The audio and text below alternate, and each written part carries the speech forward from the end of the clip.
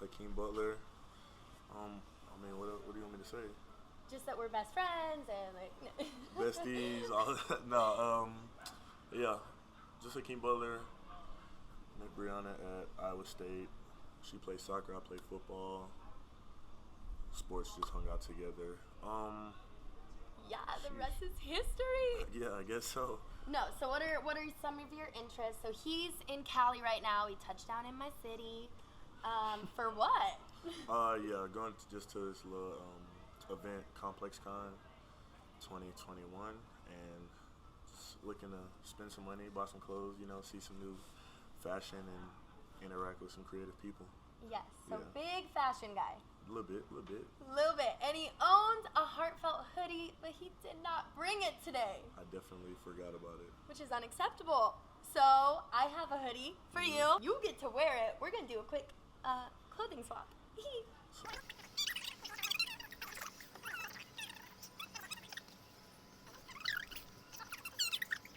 You look good, though. I appreciate that. Yeah. Wow. I'm impressed. All right. So we're back and we're better. Mm-hmm. Looking good. Repping the club. I appreciate that. Yes. So we met my freshman year of college. No, No. freshman year you weren't at Iowa State. Oh, snap. Oh, no. Yeah. I came at semester. So you were actually in my first ever journalism class. It was you, me, Casey, and I think Vieira. No, Dang it. it was me, you, Casey. I remember the class though. Yes, We yes. sat in the back, right? Yes, we sat in the Yeah, we back. sat in The the back. very back. Yeah, the very back. Somehow we both graduated. I so dropped that that was weird. class. Got out of journalism. That wasn't it. That wasn't it. Yeah. He had to go a more creative route, which is totally fine. But yeah, so we just kind of maintained that friendship even after graduating. Mm-hmm. And for a good portion of our friendship, I think we did kind of have that intimacy of mental health or like Yeah. checking in on each other and all that jazz. Mm-hmm. So I guess for me, I know kind of when I started the process of mental health and like my self-care. Yeah. What did that kind of look like for you? What do you mean? Just like when did I begin that? Yeah. I would say it was definitely a process, just because, in my life I was on such a high, I guess, from like just playing football every Saturday and scoring touchdowns. You feel like the man. You feel like you're on top of the world.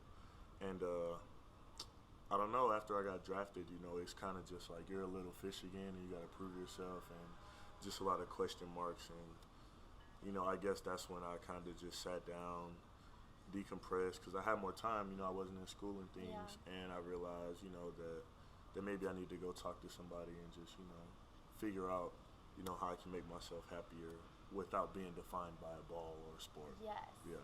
Yes, that's huge. And I like I said, for me, I kind of found my worth outside of soccer closer to, I want to say junior year. Mm-hmm. But really, I kind of experienced that, small fish in a big pond. I experienced that in like high school, so I got my ass humbled quick. Okay. Yeah. But no, definitely in college is when I kind of started to realize that it's so important to not put your worth in your sport, because like Absolutely. anything can happen. Absolutely. Like I was super injury prone in college, and I know you've faced some injuries. Yeah, as my rookie year, right after I got drafted, me being who I am, I had all these expectations for myself, put a lot of pressure on myself to just try and make plays early, I feel like. And preseason, second game of preseason, I fractured my pinky.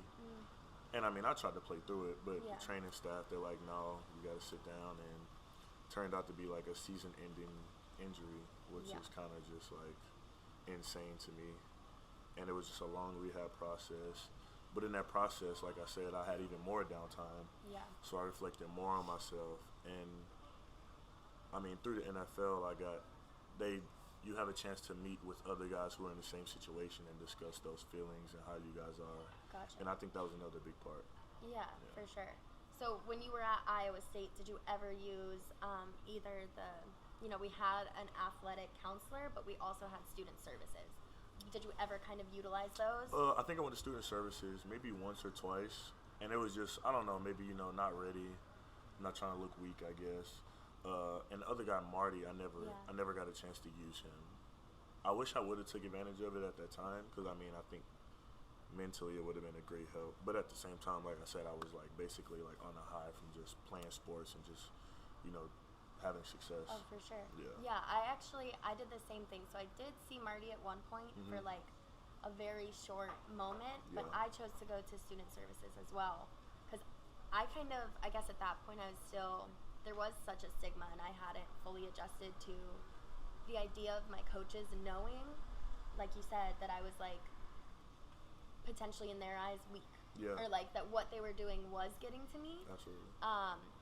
So when you did kind of step into a little bit of student services, did you like how that went for you? I think it was nice. I think me mentally, I just wasn't in a space to go and do that yet. Yeah. Which was probably the biggest thing. But looking back, I mean, I met with a woman. I don't remember her name or anything about her really, but she's very nice. Sat on the couch, and it was like kind of my first time doing counseling as an adult, and really just attacking that by myself. And like I said, I just wasn't mentally prepared. Yeah. Which is super fair, because it's, you know, you get out of it kind of what you put in, but it is like you have to be prepared for that. Definitely. So like growing up, what was your family dynamic like? Did you talk about mental health, or how did all that look? I mean, I wouldn't say that we openly just discuss mental health. You grew up in Maryland. Yeah, in Baltimore. That's where my dad's from. Yeah, but yeah, I would say that. I mean, just not a lot of people in Baltimore where I'm from. It's a tougher, rougher city, so you can never really look weak to anybody. And I guess you just kind of adopt that as a city and as a family and everyone, just because, you know, you have to just always be ready for anything that could happen in such a dangerous city. And yeah, like my family, you know, we took care of one another, but mentally, I wouldn't say that we openly spoke about it enough. But now, between my family, since COVID and everything, we've definitely took the initiative to check in on one another mentally and just make sure that we're okay deeper, I would say. Yeah, that's really awesome. I think for a lot of people, COVID was an interesting time to sit and decompress. Absolutely. Like a lot of people had to sit with their emotions, or even just kind of their thoughts. And they got to see who they really were. Yes, exactly. So where were you during the first lockdown? Oh, I was in Arizona, Okay. and I was in Arizona, and my friends were there with me for a little bit. But other than that, I was basically by myself. But I would say before COVID is when I kind of started my like mental health journey, and just going to see a counselor and things like that, and a therapist. And once COVID really started and they put everything on lockdown, my friends came out a little bit. So, you know, I was kind of in a good space the whole time. Yeah. And I mean, Arizona is sunny all the time, so it's kind of No, that helps so much, but it's hot as hell. Oh, it is hot as it was definitely hot as hell. Oh my God. But I love that city. Yeah. That state, that city, everything. That's awesome. Okay, so you said you kind of stepped into counseling. Yes. Was there like an aha moment or something that kind of pushed you into that? For me, definitely. I would say I just had like a low point where I kind of was just having like panic attacks and just really bad anxiety. And, you know, I'm very confused of it just because I've never experienced it. And, like, my hands would start to shake, like. Oh, shit. Yeah, literally, like, and I, like, literally couldn't control it, and I'm like, what the hell is, like, actually going on with me? Yeah. And so I kind of was just sat down, breathed, and I was just like, I have to figure this out. And you can never go about it by yourself. I mean, you can, but it's definitely tougher because only you really know you. And I mean, you know, you just got to be honest with yourself about the feelings that you're having. And you're just like, maybe I do need some help. Yeah. Yeah, and it's super nice to like be with a counselor, and it's kind of like, I picture it like a ball of yarn. Okay. And talking with them kind of helps you unwind it, and like. I would definitely say that. But I actually had a similar experience when I was in like middle school. And I was like, I have no idea what's happening. Like, this is, you know, I was having panic attacks as opposed to anxiety. Okay. And, you know, I kind of wish that I had a space to go to in middle school where I could be like, what is this? Because I kind of just thought that was life. And I was like, okay, yeah. So you like work and do a bunch of stuff, and then you cry for a little, and then you like keep going. Yeah. But like, no, there's healthier ways to do things, or like, you can understand yourself so you can cope and not get to those points of, like, for me it was crying in middle school. Yeah. But, you know, so having done that, how does all of that feel for you right now? It's been a journey. Like, Yeah. it's been a long journey that'll probably continue for the rest of my life.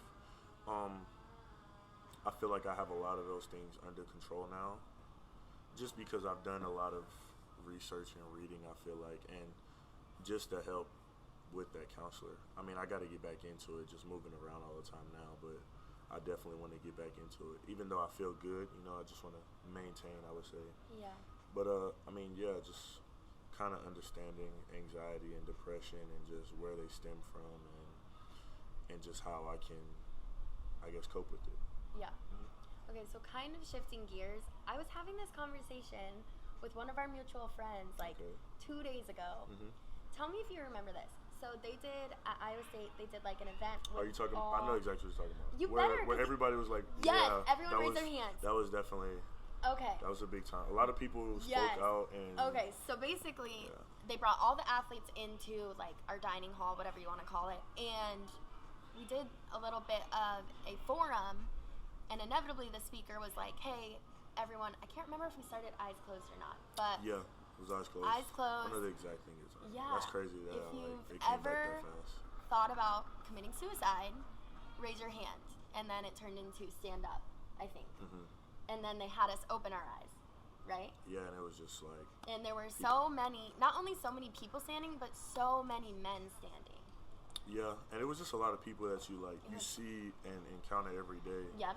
And it was definitely, I mean, obviously, you know, we're athletes, like you said, we all hung out a lot, but it was also like a large portion of our immediate friends, you know. That was the thing.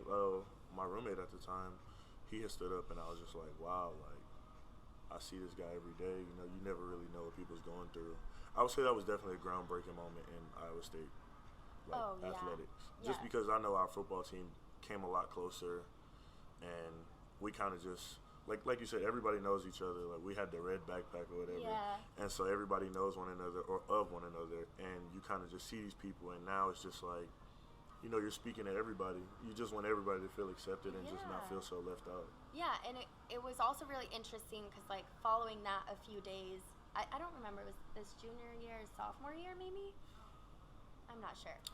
But following up, I reached out to, like, a few people who I, like, vividly remembered or, you know, was, like, really not shocked, but, like, surprised by, and reached out to them to see, like, hey, how is your mental health? Are you, you know, getting any services or anything? And one thing I thought was so interesting was that Iowa State never followed up with anyone who stood. Oh. So it was kind of like an epic gesture, which I really appreciate, and I think it was really important. But then it's also like, if we're providing that space of allowing someone to share that with us, we also have to, like, wrap ourselves around them and let them know, you know, like, this is a community. I'm not sure if, like, like the educational staff was in there though at that time. Oh, really? I feel like it was just the students. Oh, because okay, then and the speaker. Yeah, because they wanted it to be like that intimate of a situation. Okay, then that. But I could definitely, like, if you give that kind of space, you should definitely. There were just so many people standing up, and it was honestly mind blowing, and it changed my whole train of thought on just the way I look at people and just. Oh my gosh. Okay, that's actually so good to know, because I mean, I think about this all the time. Like you said, it was like groundbreaking. Yeah. And it always, like, annoyed me that I was like, wow, there was no follow up to that. But that, you're totally right. They had everyone leave. But so that was kind of what started, you know, it turning in my mind of like, wow, like, men really need this space as well to experience mental health and to better understand themselves. And then it was also like, okay, cool. So I'm not the only athlete that's, like, struggling in life, you know, and like, especially since, like you said, I transferred to Iowa State, and I lived with upperclassmen most of my time there. Yeah. It was kind of hard to integrate into, like, our communities. Yeah. But it was, like, interesting to see that, like, we all are feeling some level of stress, and then, like, there is this big need to kind of go that extra mile and provides intimacy like this, like just safe spaces to kind of chat. Absolutely. And I think after that is when like our friendship developed a little bit more as well, and we kind of started to lean on each other in that way. Yeah. Which I think we can always do more of. Okay. Like we got years and years to go. We'll get closer and closer. He's like, shit. He's like, this bitch won't leave. No. But no, because I remember like you and I have had some really good chats. Absolutely. And I remember one kind of recently when I was in New York. I called you about the Heartfelt Club. Okay, yeah. And it was when everything was brewing, and you were kind of just starting it. Yeah, I was just starting, and I was really excited to talk to you about it. And I know you were potentially taking like a mental health space away from like social media and everything. Yeah. I do that. I do that very often, just because like cell phones, you need them honestly just to stay connected with the world. But it's like, I don't know, people want to talk crazy to me, and oh my God, yes they do. Yes, they do. And it's like sometimes it's just like you're behind a cell phone. Like go ahead with your life. And I mean, I've accomplished a lot. I never really flex or or arrogant like that. But I've accomplished a lot of things that a lot of people will never accomplish. But I mean, as an athlete, we're just supposed to. This has been happening since college. Literally. I remember we played Iowa, and I got dudes commenting on my pick, all kinds of stuff. I remember you saw one, and you were like, should I say something? I'm like, nah. Like, I was like, I'm about to go off on this guy, and you're like, no, you don't have to do all that. I'm like, chill. I was so heated. But people say stuff. It doesn't get to me anymore, just because I'm like, bro, you have a terrible life. Like, if you have to say something. I'm like, you hate yourself, so go ahead. But I try not to just buy into social media as much. But, I mean, subconsciously, you're sitting there scrolling.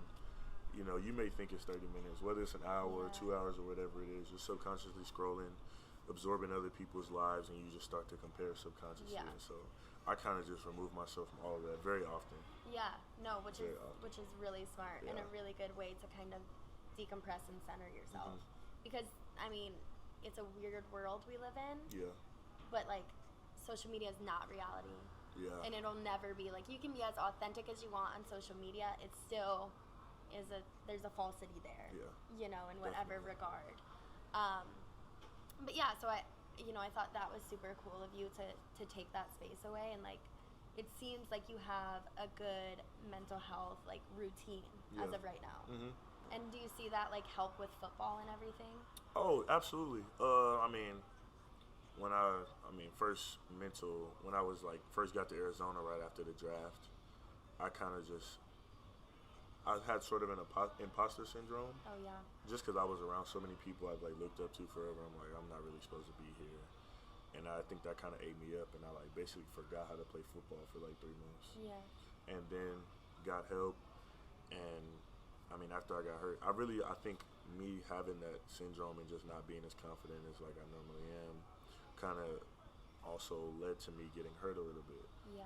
Just because I wasn't playing at full speed and things like that. But I would say after I got help and everything, mentally I just felt, I wouldn't say normal, but I felt a lot better. Good. And I feel like my plays just took it off, and yeah. Cool. Do you feel like the franchises that you've gotten to play for have a good means for mental health? Welcome to the party. Okay, yeah. Ask it again, or do you want to wait until? Yeah, we'll wait for 2 seconds. Yeah, I ain't making it. I think we will. Sorry, guys, we're busy. No, you're good. We'll wrap it up shortly. Yeah. No. Don't wrap it up. Unless you want to wrap it up. Welcome to the podcast.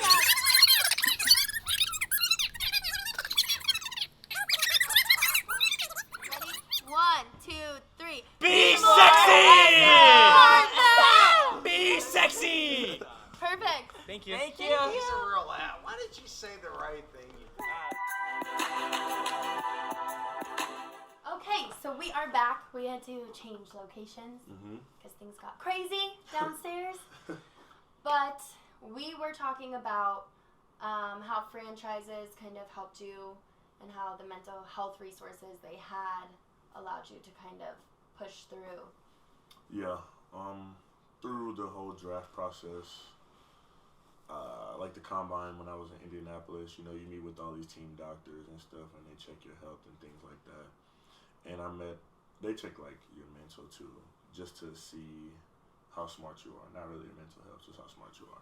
But I met a doctor while I was taking a test for a team, Dr. Lindsay, and it's crazy. He kind of told me I'd get drafted to Arizona before he even like really knew me.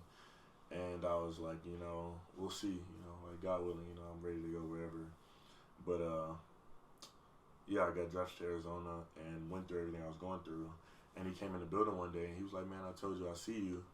And then he was just like, how are you? Like, how are you really? And we kind of just got to talking about life and mental health.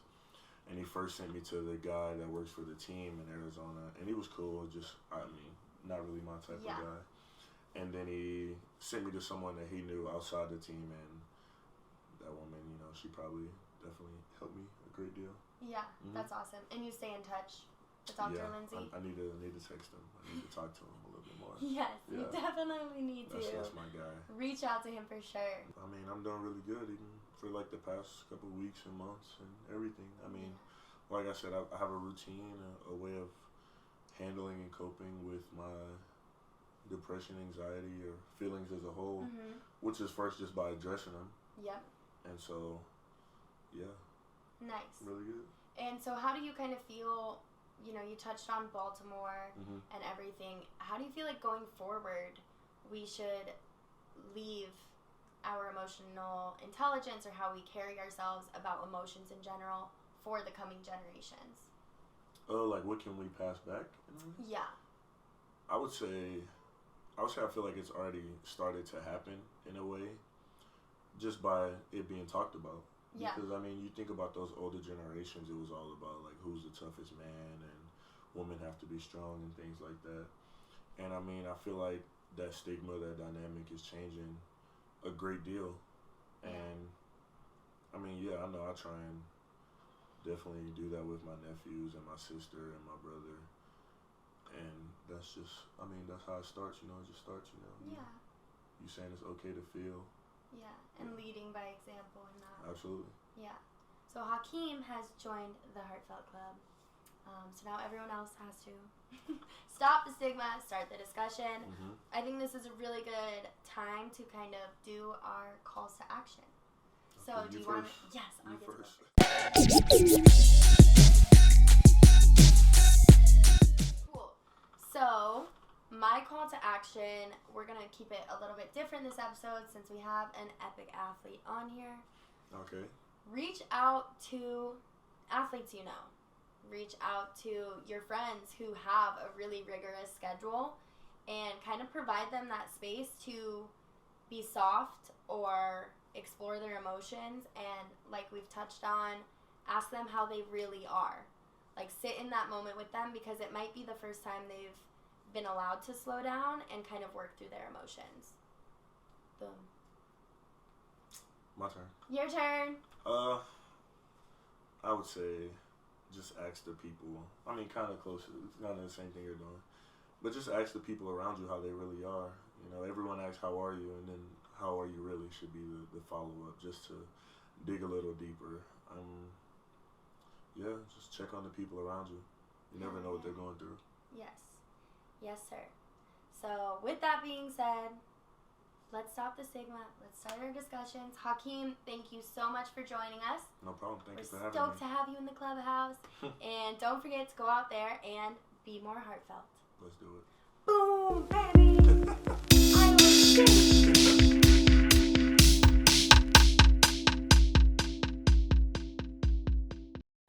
As always, if you or someone you know is in crisis, to speak with someone immediately, contact the National Suicide Prevention Lifeline, 1-800-273-2855. That's 1-800-273-TALK. Contact Lifeline Crisis Chat or contact the National Alliance on Mental Illness, or NAMI, at 1-800-950-6264, or text NAMI, NAMI, NAMI to 741741. Thank you, and don't forget to be more heartfelt.